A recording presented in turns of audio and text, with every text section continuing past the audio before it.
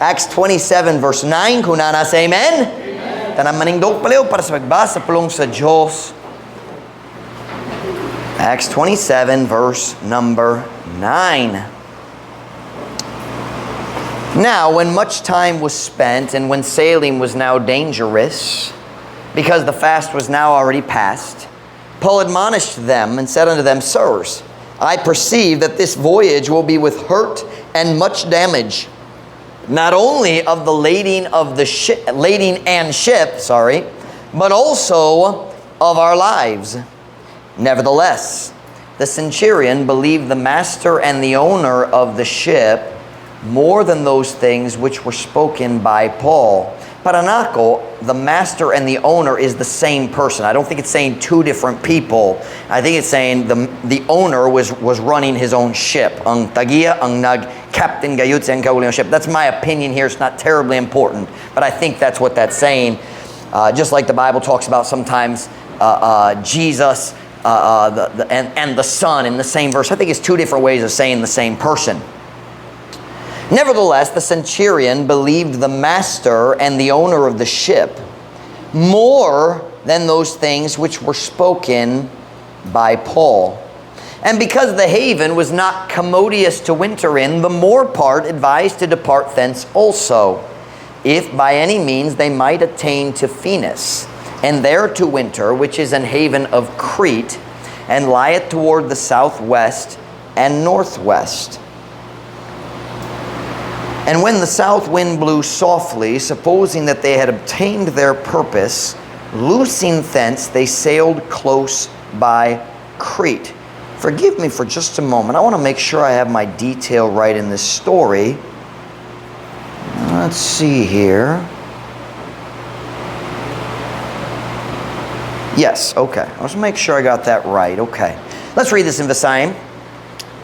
Karon sa dihang ang taas nga panahon napupos na, o sa diha nga ang paglawig karon makuyaw na. Kung mga batano, nakasabot sa pulong lawig pagsakay, pagdrive sa barko, di ba? Sailing sa English. So pagsakay sa barko sa dagat. Ang paglawig karon makuyaw na. Tungod kay ang puwasa karon miagi na, si Pablo mitambag kanila, o miingon nga to kanila, mga sir, ako nakasabot nga kini nga biyahe maubanan sa kadaot o dakong kapildihan. Dili lamang sa karga o sa barko apan usab sa atong mga kinabuhi. Bisan pa niana ang Centurion mituo sa timonil o sa tagiya sa barko. Does anyone know the word timonil? I don't know that word. Like kapitan sa barko? Kapitan. Lalong good. Mituo sa timonil o sa tag-iya sa barko, labaw pa kay niya itong mga butang nga gipanulti ni Pablo. Og tungod kay ang dunggoanan dili hamugaway, lumaran sa tingtugnaw. I don't understand lumaran. Lumad is a native. I don't understand lumaran at all. Sa tingtugnaw, ang kadaghanan mitambag nga mobiya usab dito. Kung basin, sa bisan unsang paagi, makaabot nga to sa Phoenice ug dito magpalabay sa tingtugnaw. Nga usa ka dunggaon sa Crete nga nahimutang paingon sa habagatang kasadpan ug sa amihanang kasadpan. Ug sa diha nga habagat nga hangin mihuyop nga hinay sa pagdahom nga sila nakakuha na sa ilang katuyuan. Sa nagabiat dito sila milawig duol sa Crete. I think those last two verses are a little confusing because the Visayan directional words, east, south, etc. But it's not terribly important for the message today. The title of my message comes from verse 11. Not an exact quote, but close. Nevertheless, the centurion believed the owner of the ship. Bisan pa niya na ang centurion mituo sa tag-iya sa barko. Magampo na ta. Dayo magwali ko kaninyo karon. Hapon, Heavenly Father, thank you for your goodness to us. Thank you, Lord, for your blessings on our church. Thank you, God, for a good service this morning. Thank you for working in hearts. I pray, God, you continue to work. I pray, Lord, that you'd bless the message tonight. Fill me with your Spirit as I deliver it. Help me, God, to give our people what you know they need. I don't know what they need. But, Lord, this is the message you gave me. So I pray, Lord, you'd help me to deliver it clearly. I pray you'd help my Visayan as well as my English. Help us, God, to make good decisions tonight. We love you, Lord. Pray in Jesus' name. Amen. Pwede ka mo maglingkod. I've preached from this story many times. Naidaghang nindong application. To me, this is one of the greatest stories in the Bible about following God's guidance in our lives. There's so many different practical applications, but let's jump into what we're dealing with. Nining nga storya si Paul usa ka pineriso nga padulong sa Rome aron motindog atubangan ni Caesar Augustus. Ang balang espiritu balik-balik nagpasidaan kaniya nga dili mo adto sa Jerusalem apan kining kahibulungang tao sa Diyos. Si Paul, he was a great man of God. Pero niining panahon na, nagbaliwala siya sa mga warning sa balaang espiritu. God said, don't go to Jerusalem. Pero ganahan siya na siya'y burden. Sayang kasing-kasing. A good burden. Maayo ang iyang tinguha. Ganahan siya nga, ang gamiton siya sa Diyos sa pag-share sa iyang parente sa mga Hudeo nga wala pa naluwas. It was a good desire, but it wasn't God's will. Ug sa iyang tibok pagbiyahe padulong sa Jerusalem, balik-balik. I just read it this yesterday and today in the book of Acts. Balik-balik ang Diyos nag-warn kaniya. Ayaw pagato sa Jerusalem. Pagadakpon gyud ka sa Jerusalem. Don't go to Jerusalem. You will be arrested. And it's not God's will. Many times, si Paul napriso o kanang kababuton sa Diyos. But not this time. But he ignored God's warnings. Og niining istorya ha, makita na to ang dakong kamatuoran. Bisan ang pinakalig-ong nga Kristohanon, pwede mahimong gahig ulo o sahay. Just because you know God doesn't mean you're following His will. Just because you have a good desire, I want to do this. Even if it's a good thing, if it's not God's will, it's not good for you today. Apan bisan pa si Paul, wala nagpaminaw sa mga warnings sa Diyos. So, gidakop siya. So, malas, exactly like God said. Humantanan niya na ang Diyos na gamit gihapon kaniya. Ang iyang decision na ay grabe nga mga resulta. Apan ang Diyos wala misalikway kaniya. Aren't you glad God doesn't throw us away? Dili ba ka nalipay nga ang Diyos dili mo labay ka nato? So often when someone in our life does something stupid, sa atong hunahuna, mas mayo pa ikaw mawala lang. But that's not the way God treats us. He gives us a second chance. And with Paul, ang Diyos, ang Diyos nagtugo nga si Paul pagadakpon, apan diha sa prisohan, ang Diyos naguban kaniya gihapon. Let me read it for you. Acts chapter 23, verse 11. We have, in the middle of this story, Paul ignored God, but God was still with him. Listen to these words. Basayat lang. Og sa pagkasunod gabi, ang Ginoo mitindog duol kaniya. Dili pa nindo ang atong Diyos. Kita magbaliwala kaniya, maggahig ulo. Og sa pagkasunod gabi, ang Diyos mitindog duol kaniya. Og miingon, pagkalipay, Pablo, kay maingon nga ikaw, nakapamatuod, maitungod ka na ako sa Jerusalem. You weren't supposed to be at Jerusalem, but while you were there, you preached for me. Sa samang paagi, kinahanglan ikaw, magsaksi usab dito sa Roma. Tari, nakita na to si Paul, nagalingkod sa prisuhan. Ang resulta siyang kaugalingong buot-buot ng mga decision. Ug unsang mensahe sa Diyos nga to ni Paul diha sa prisuhan. Bisan ikaw naggahig ulo nga dugay na the whole trip. We're talking months. And I went through this morning and wrote and marked every verse, or maybe it was yesterday, I don't remember. Every verse where God said, don't go to Jerusalem. Og nagpadayon siya gihapon. Don't go to Jerusalem. Nagpadayon siya gihapon. Naglingkod siya sa prisuhan. Kanang resulta sa iyang kaugalingon mga decision. And God's message is, aduna pagkoy plano nga mo gamit gihapon kanimo. Nindot yun ang atong Diyos. So, sa atong story karon, makaplagan na to si Paul nga usa ka binilanggo padulong sa Rome. Now, God didn't want him to be arrested. He told him not to go. Ang iyang, watch now, Paul ignored God's warnings. Ug ang iyang mga decision naglimita sa paggamit sa Diyos sa iyang kinabuhi. Apan wala man nagbabag. You listen to me. We can limit God's usage of our lives. We can. Kung maggahig ulo ta, makalimit ta gayud ta sa plano sa Diyos. The Bible says in the book of Psalms that the children of Israel nagsibog, meaning nag-atras sila gikan sa Canaan, gikan sa plano sa Diyos, o gilimitahan ang Diyos sa ilang decision. The Bible says gilimitahan ang balaang sa Israel. That is God. His name is the Holy One of Israel. We can limit God, but if we're willing to come back, siya mo gamit na to gihapon.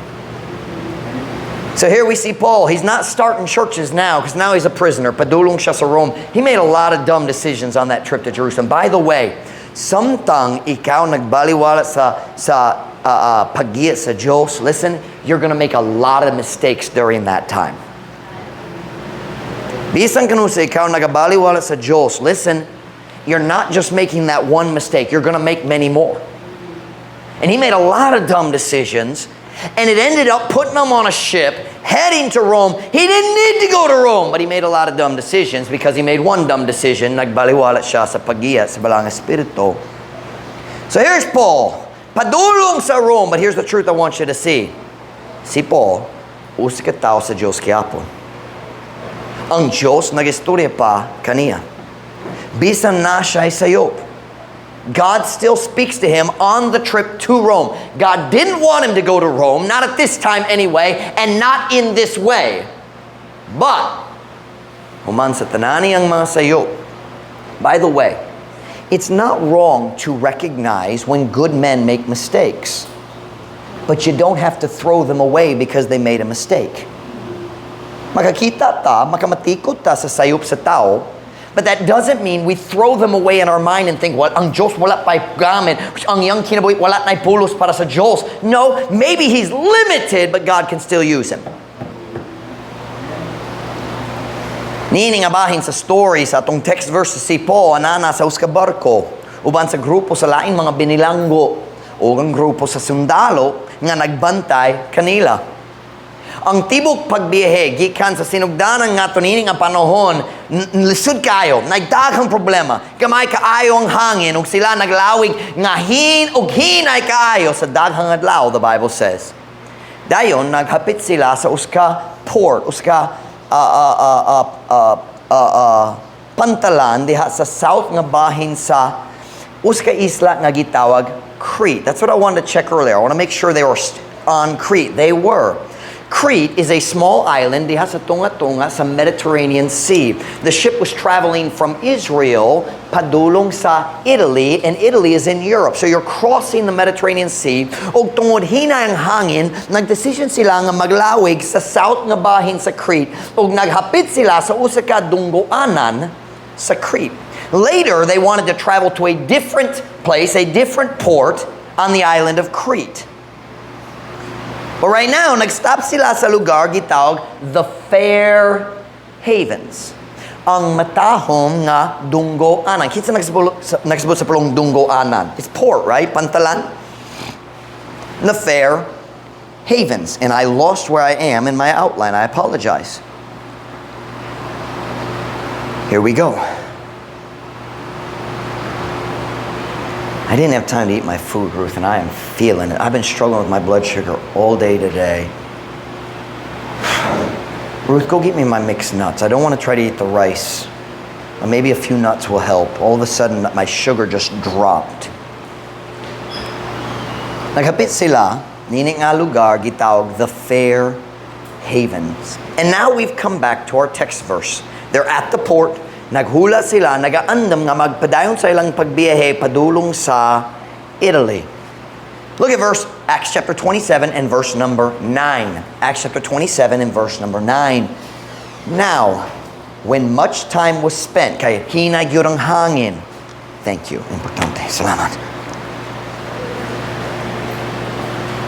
Now, when much time was spent, and when sailing was now dangerous, because the fast was now already past, Paul admonished them. Let me read it. Karon, sa dihang taas nga panahon na pupos na, sa diha nga ang paglawig karon makuyaw na, delikado gayud. Tungod kay ang puasa karon miagi na, si Pablo mitambag kanila. So let's look at the history. What's this talking about here? Pardon me, I'm going to take a few nuts to try to level my blood sugar, okay?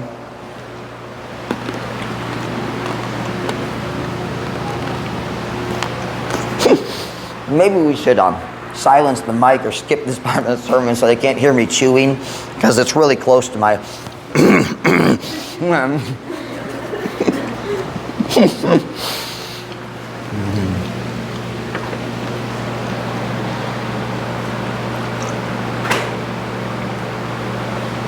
Nakurog yun akong kamot. That's not a good thing.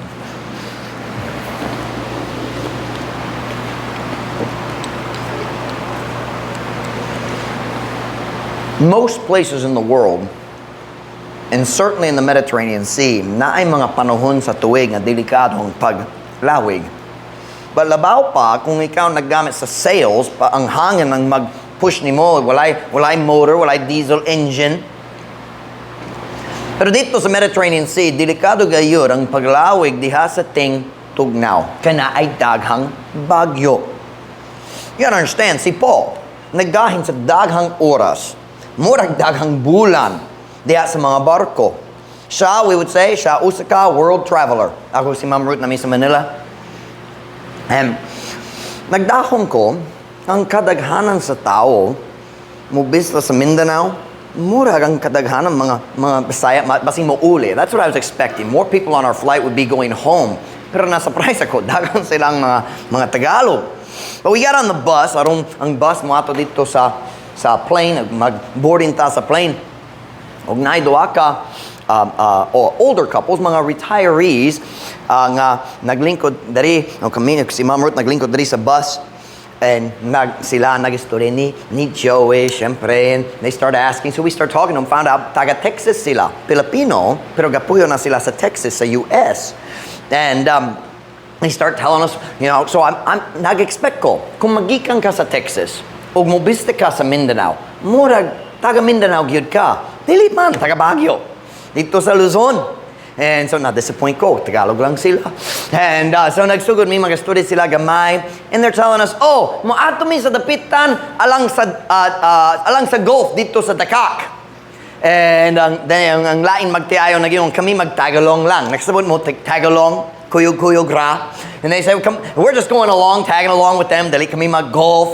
But then these people are talking about, oh yeah, we came from Texas a few weeks ago and we visited this place and this place. Humansa, nagplano mi mo ato sa Bicol, pero naibaha dito karon. And so nagdesisyon mo ato lang sa Dakak. I'm like, wow, so just nothing to do, so let's just get on an airplane, go to Dakak. Okay.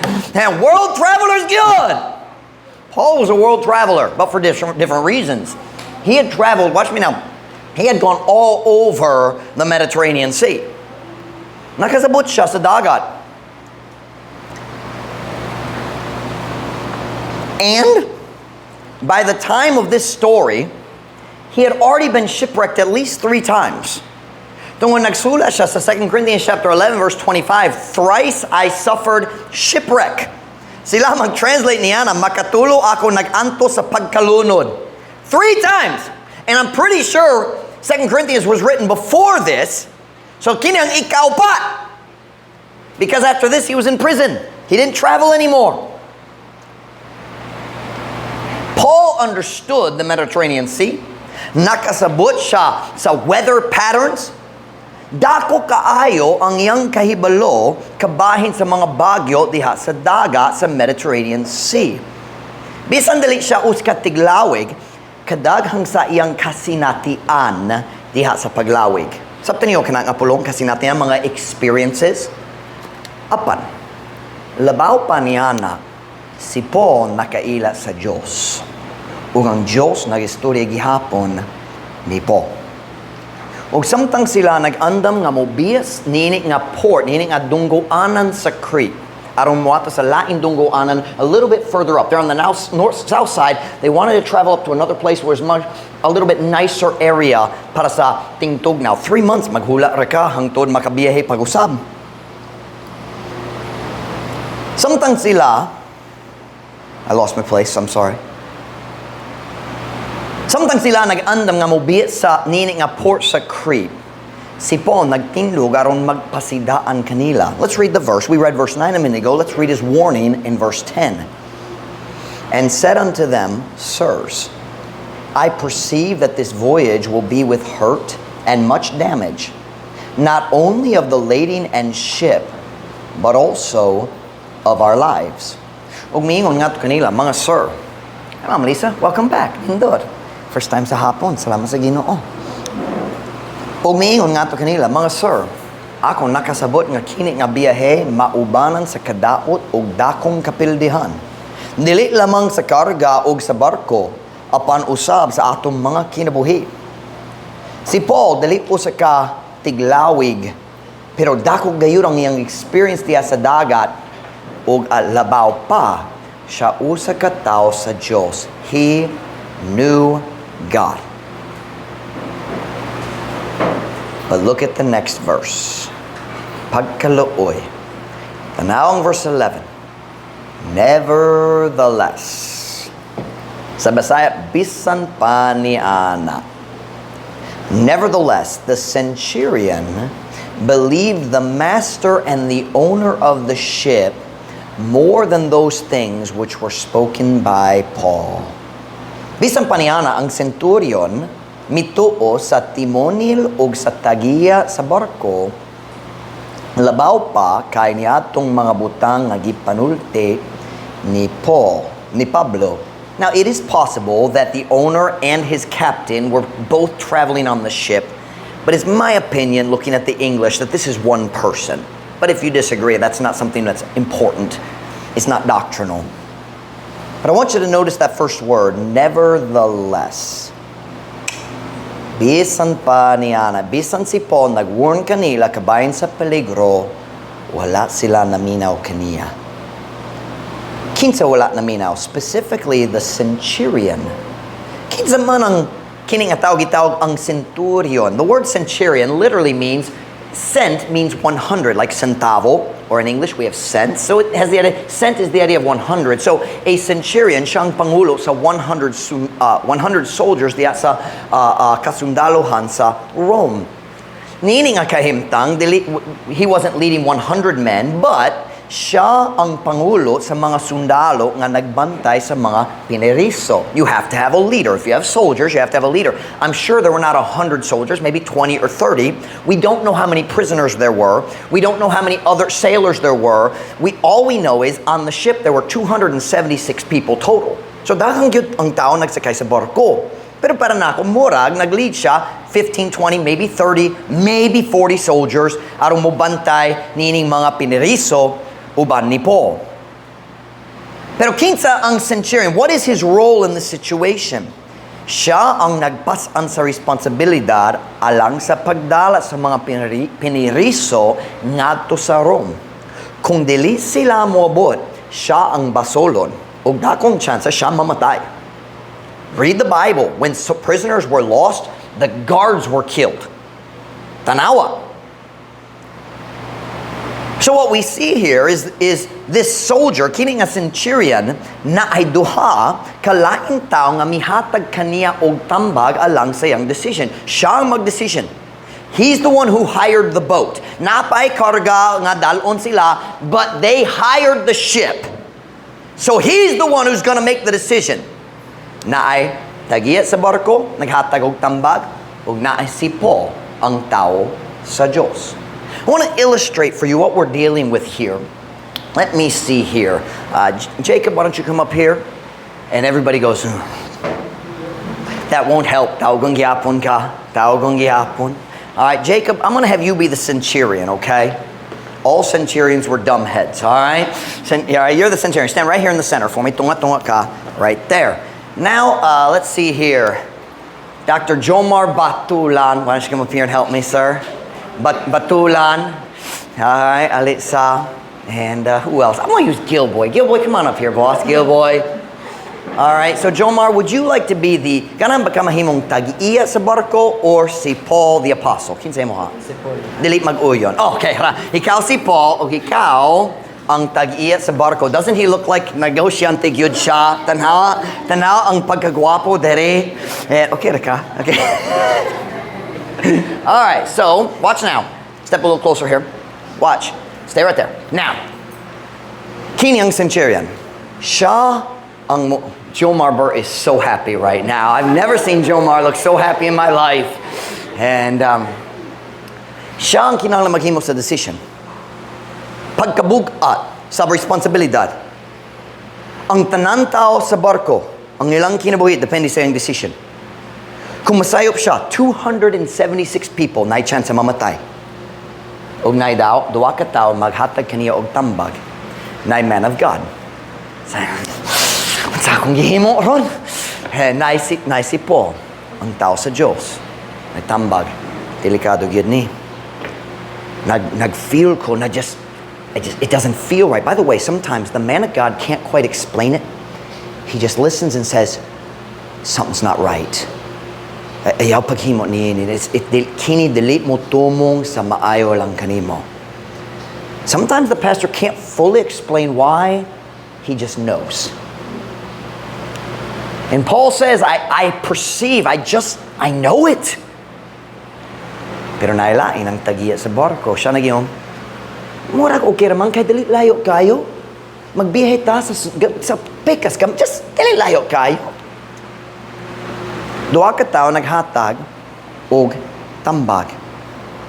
Pero siya kinahanglan maghimo sa decision kinsa iyang tuhan. Let me look. I said everything I want to say here. Let me look. Watch now. Stay with me.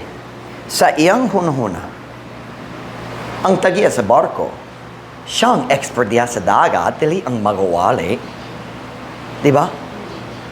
I mean, siya ang nagahin sa iyang tibok kinabuhi nga to sa negosyo dito sa dagat.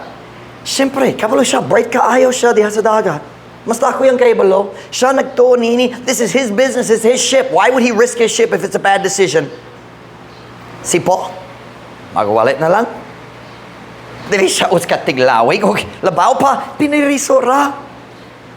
Unsa yung kaibalo? So the centurion has a decision to make. Watch. Kinsay akong paminawon? Ang tao sa Diyos o ang tagiya sa barko? Watch now. The man who knows the ocean or the man who knows God? Tough question. Kinsa man ang iyang paminawon? Ang tao nga nahibalo gayud sa dagat o ang tao nga nakaila sa Diyos? Pangutana karon hapon. Kung ikaw ang anaa niining kahimtanga, kinsa imong pilion?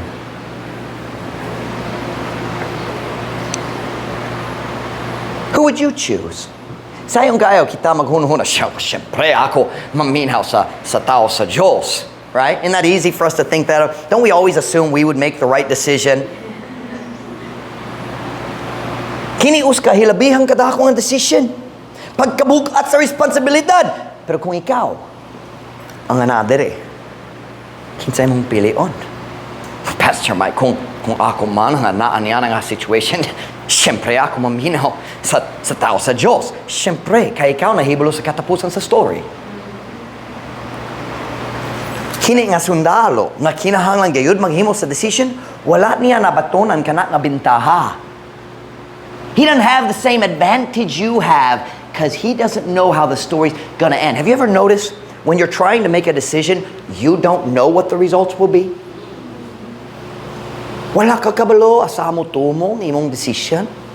Na kay idea, na ipaglaom, na ipagdahom, pero wa ka kabalo. Ang decision imwa, ang resulta iyaha. Are you listening? So kung ikaw ang nadari, kinsay mong pilion?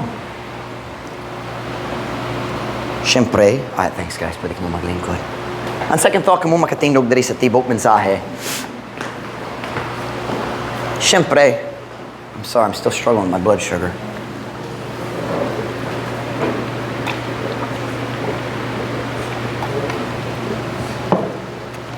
My hands are shaking. Kurog yun akong kamot.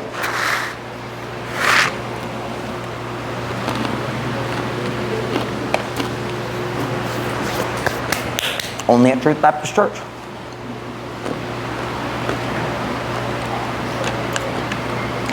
Kung makuyapan ko, is that the right word? Makuyapan ko. Si Beth maka-finish the mensahe.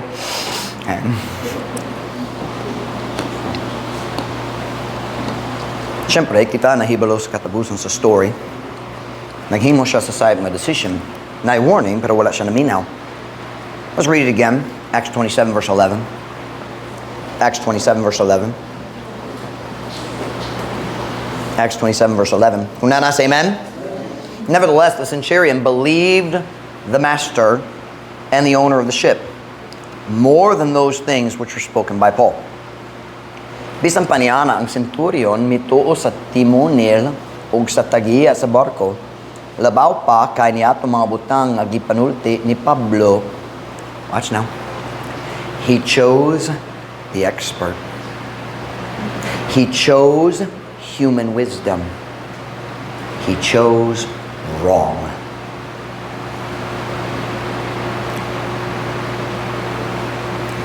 O kung ang Diyos wala naluoy kanila, silang tanan namatay gayud.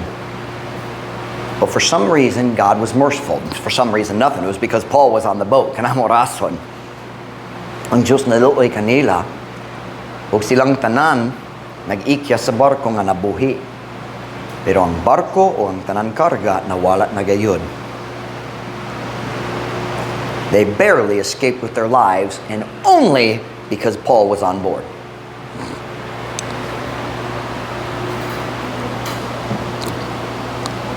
Ang dakong bagyo midanga kanila ug nagpadayon sa duha ka semana kapin.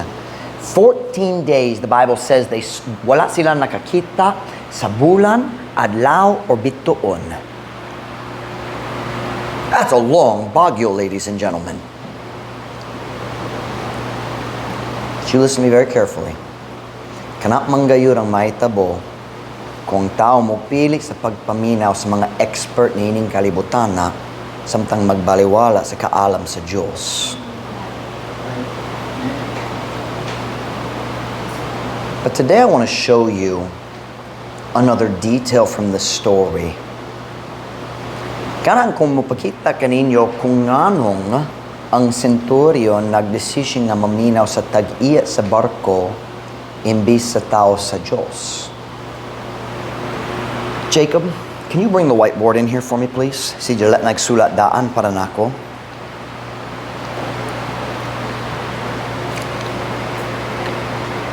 Look down at Acts 27, verse 11. We're going to read it in just a minute. We'll just get that set up so it's ready when I need it. Acts 27, verse 11. Watch now. Duwa ka tao, di ba? Kinahanglan siya mag-decision. Kinsa akong paminawon? Ang tao sa Diyos? Or ang tagiya sa barko? I want to show you what caused him to make this decision. Let's read it. Acts 27:11. Nevertheless, the centurion believed the master and owner of the ship more than those things which were spoken by Paul. And because the haven was not commodious, o tungod kay ang dunggoanan dili hamugaway,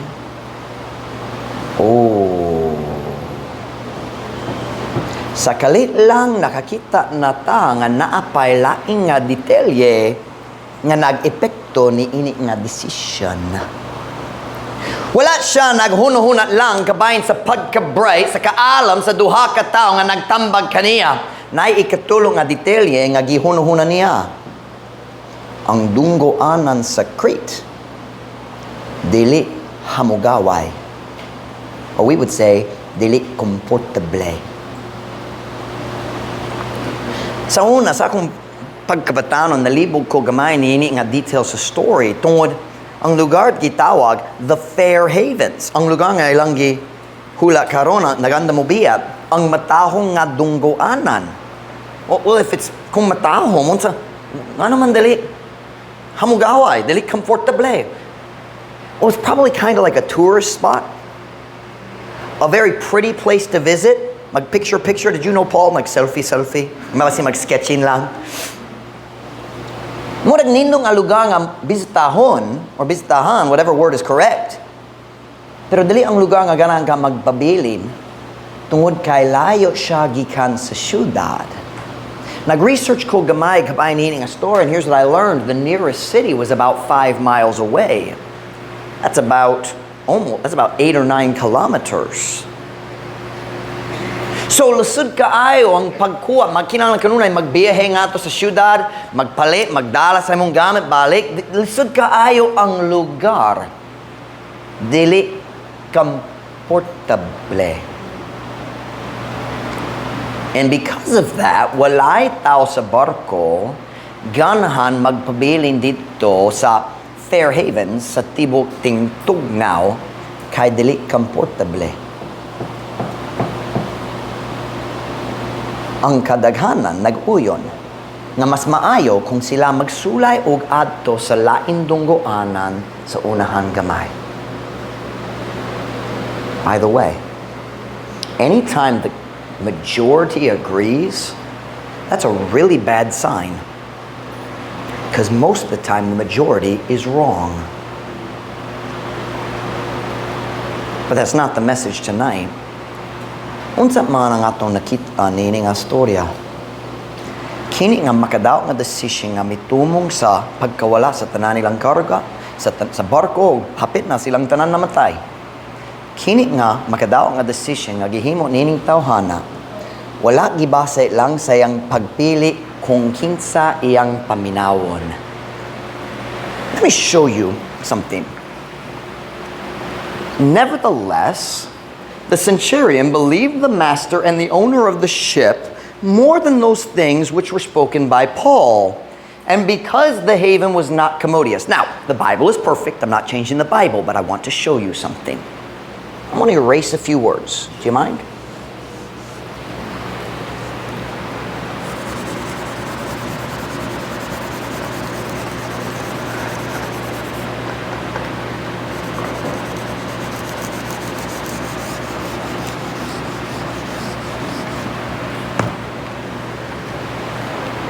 Nevertheless, the centurion believed the master and the owner of the ship because the haven was not commodious.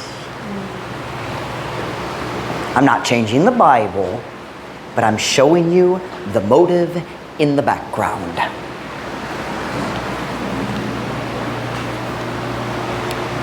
Sa kamatuoran ang iyang decision kung kinsa iyang paminawon, gibase man sa iyang daan nga tinguha nga mobiya sa kahimtang nga dili komportable.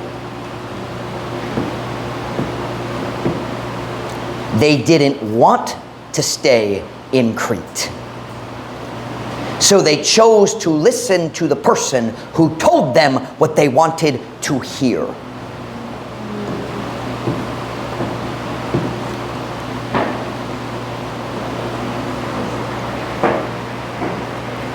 And think about it.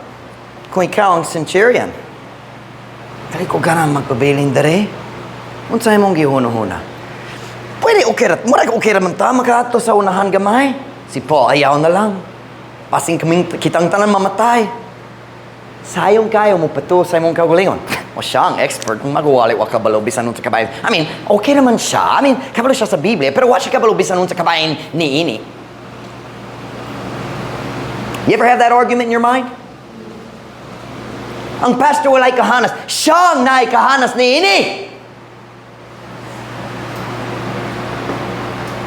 Sayong kayo magpato sa imong kaugalingon. Kini ang saktong decision kaya ako naminaw sa taong hanas. Ako naminaw sa expert. Si Paul wala kabalo bisan unsa. Magwali lang siya. Piniriso po. Unsiyang kay balo. Ako nagabase sa akong decision sa tambag sa usa ka expert. Mao ba? O base, ikaw nagbase sa imong decision, sa imong daan nga tinguha. Listen to me very carefully tonight. English una. If there is something that you want to do, it won't be hard to find someone who will tell you what you want to hear.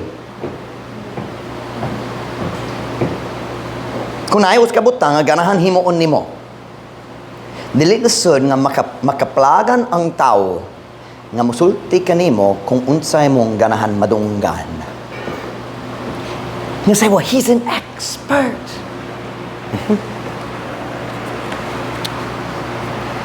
Can I just say tonight, kung dali ka ganahan mo sunod sa tambag sa imong pastor, makakaplag ka sa 100 experts nga musulti nimo bisan unsa nga ganahan ka madunggan. They're on Facebook. They're on YouTube. They have blogs. They write articles. Search what you want. It's on Google somewhere. If you want to divorce your wife, you can find somebody who will give you permission. You can search, what are valid reasons for leaving my wife? You'll find a list.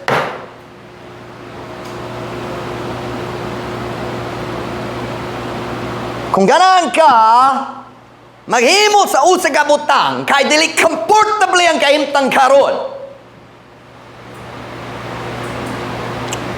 Sayon kayo makakaplag sa tao nga masulti nimo kung unsay mong ganahan madunggan. Apan, ang tanan nilang pagka-bright, dili gayud makapugong sa bagyo nga gipasidan-an kanimo sa tao sa Dios. You go ahead, find an expert. Ang bagyo padulong yapon. I love the part of the story. I read it earlier. It says Paul, after a long abstinence, stood up and said, "Sirs, you should have listened to me. Mas mayo pa kung kamo naminaw ka nako." He didn't do it right away. He waited a long time. Almost 14 days.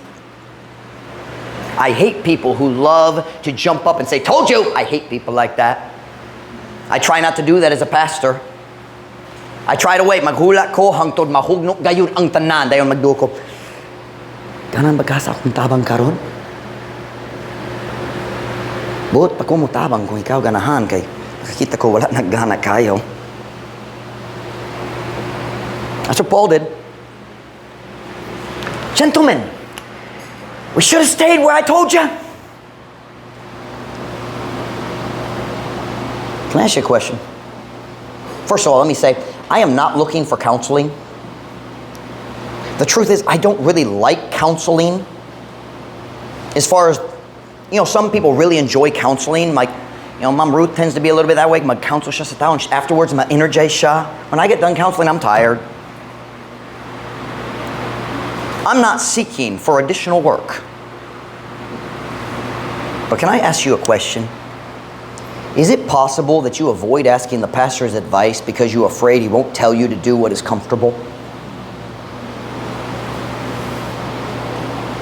Mahimo ba nga ikaw maglikay sa pangayo sa tambag sa pastor tungod kay mahadlok ka nga siya mo hatag kanimo sa tambag nga dali komportable? Nga dali mag-uyon sa imong kahadlok? Ganang ka maghimo sa decision basehon sa kahadlok? Ug mura kang pastor masulti, let's trust God. Ug mas sayon nga mag-follow sa kahadlok. Listen to me very carefully.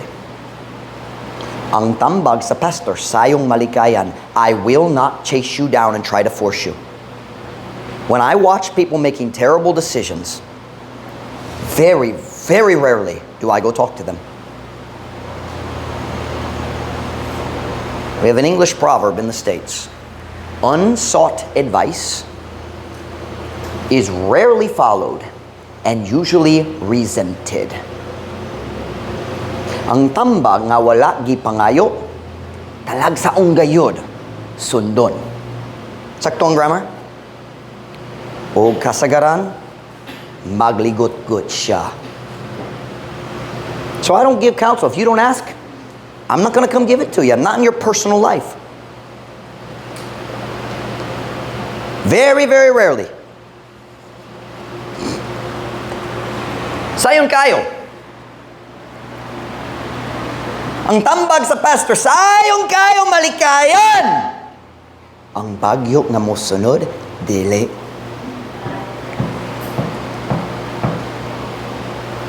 Pungtana. Mahimo ba nga ikaw nagahimo sa imong mga decision nga gibase sa pagkakomportable? Magpili-pili ka kinsay mong paminawon gibase sa unsay komportable.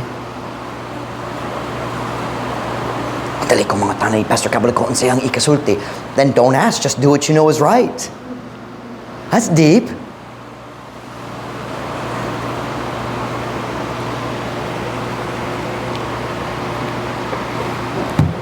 Kinang pinaka sure, makalalo, oy.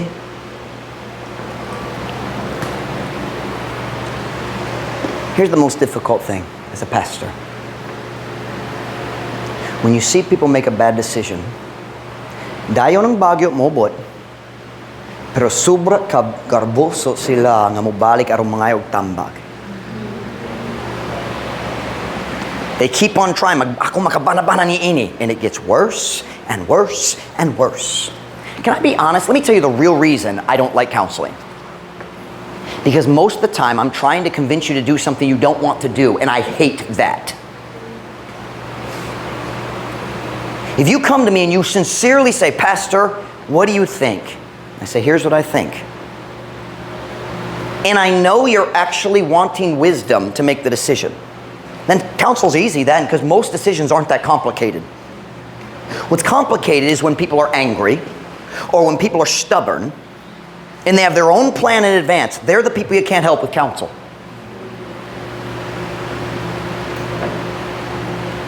And I hate to be the person standing up and say, told you! Yeah! Most I won't kinabuhi karon, ha? I don't do that to you, do I? I'm not looking for more business. God knows this pastor loves work. But there's a reason God put this message on my heart. So often, hey, pwede maminaw kaniya. Pwede maminaw kaniya. Pero ang tinok kamatuoran, ang decision gibase dere.